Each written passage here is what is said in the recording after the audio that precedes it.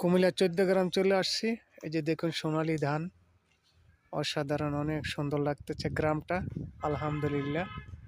এই যে সারি সারি ধান কেটে ক্ষেতের ভিতরে রেখে দিয়েছে, সোনালী ধান।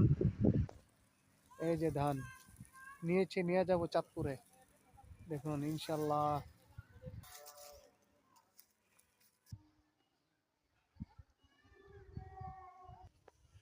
এই যে চাচা ধানগুলো গোছাইতেছে বান দিয়ে।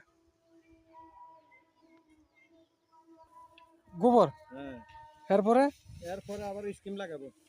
তো সাইডটাও করে সরিষা মেয়েদের মনে হিগুন নিকে আরেক দাঁড়ায় বাঘ মারা ছিল তো। হ্যাঁ, এই এখন তো কইলি। হ্যাঁ তো এবার বা মাছ টাছ খায়, হ্যাঁ বিকালে হয়তো গরু গোস নম্বর থাকে। ভাত। হ্যাঁ।